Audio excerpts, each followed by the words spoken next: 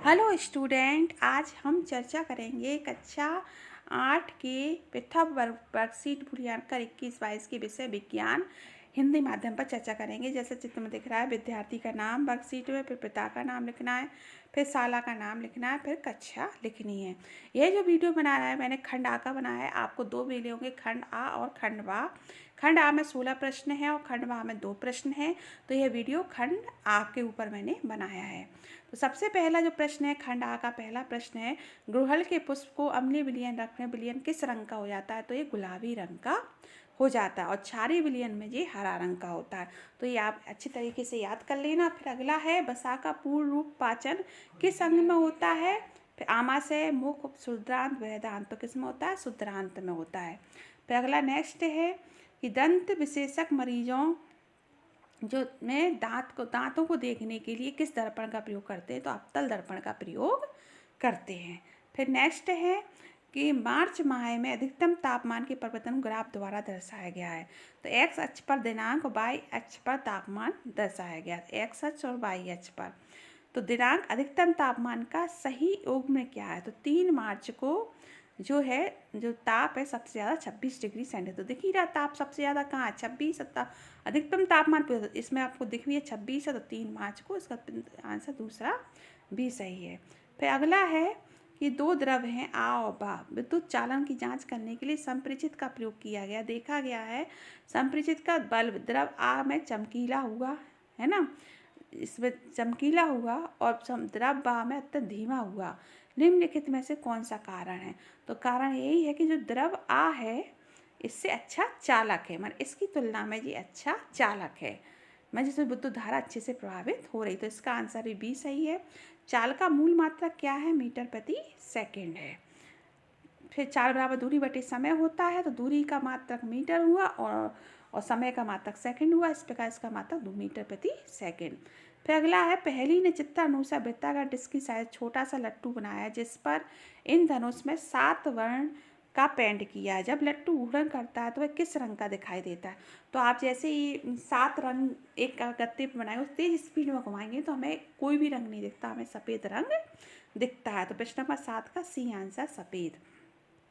फिर अगला है प्रश्न नंबर 8 का, ताजमहल के पास मथुरा तेल परिसीकरण स्थापित है। इन परिसर की उत्पत्ति के द्वारा उत्पन्न किए गए कारणों में ताजमहल की हानि हो रही है। तो हाँ, ताजमहल में क्या पॉल्यूशन ज़्यादा है, तो जो एसिड है वो बरसात के रूप में गिरते हैं। तो ये अम्ल वर्षा का उत्पन्न, अम्ल बरसात में जो अम्ल होता है HCl, जो मथुरा तेल है ना, तो जैसे ही पानी बरसा तो पानी में अम्ल भी की वर्षा होती है, जिस कारण ताजमहल को हानिकारक हो रहा है।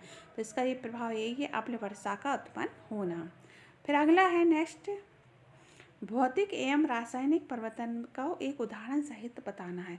तो भौतिक जो परिवर्तन होता है बच्चों, इसमें नया पदार्थ बिल्कुल नहीं बनता।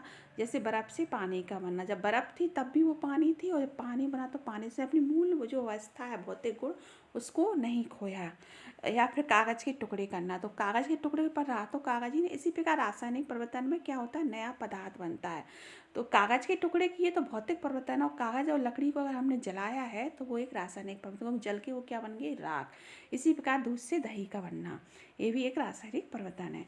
फिर अगला है, उपरोक्त चित्र में ABCD के मोम के 4 टुकड़े लगे हैं, और यदि स्केल के नीचे जलती हुई मोमबत्ती रखी जाए तो उपरोक्त अवस्था में परिवर्तन संबंधी प्रश्नों के उत्तर देना है। तो स्वाभाविक है, जो मोमबत्ती है, जब मोमबत्ती को हम चालू जलाएंगे तो मोमबत्ती का ज्वाला हिस्सा गर्म होगा, तो पहले ये डी टुकड़ा पहले गिरेगा कि नहीं है? तो मोमबत्ती जलाने पर सबसे पहले मोम का कौन सा टुकड़ा गिरेगा? डी गिरेगा, डी वाला गिरेगा, ठीक है।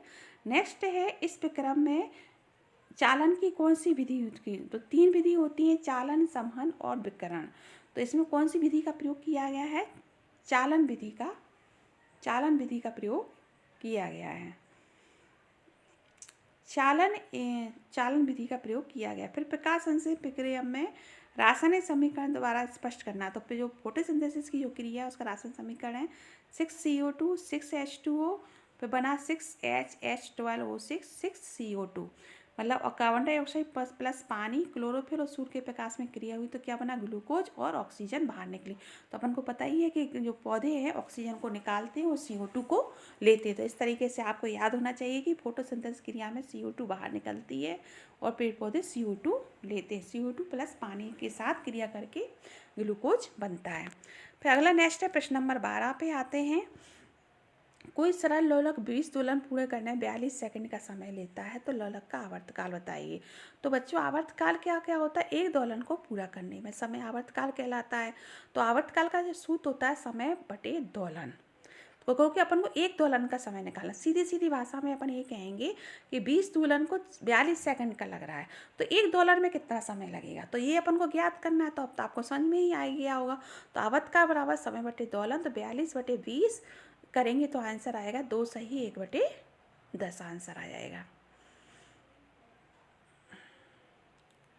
ठीक है, तो फिर नेक्स्ट है, भूजों ने गुलाब के पौधे की एक शाखा की परत संधि से काटकर मिट्टी में दबाकर गुलाब का एक पौधा बना।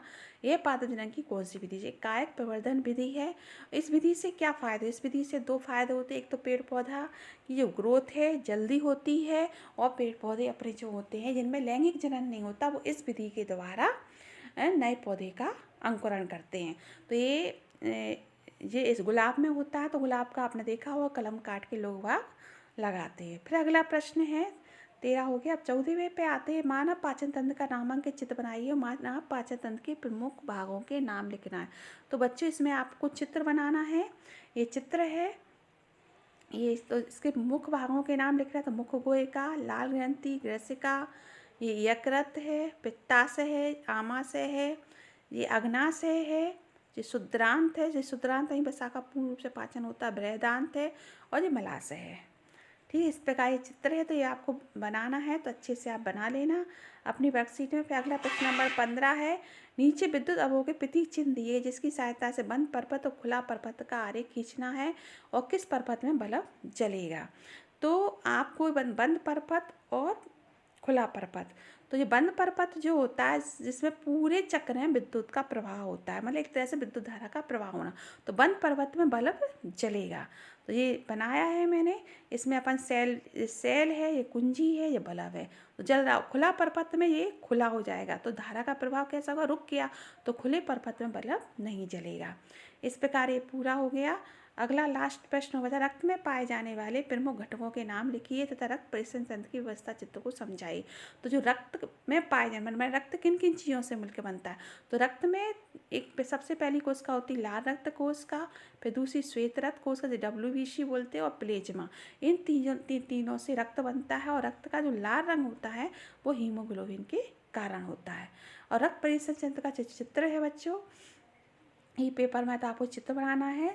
तो ये सबसे पहले दिख रहा होगा, ये अपने फेफड़े हैं, ये फेफड़े हैं, ये फुसफुस धमनी, ये सरा है, सिरा धमनी और ये कोशिकाएं। तो ये चित्र है, आप बना लेना है। आपको पूरी वर्कशीट समझ में आ गई होगी। लाइक करें, शेयर करें, चैनल को सब्सक्राइब करें। धन्यवाद।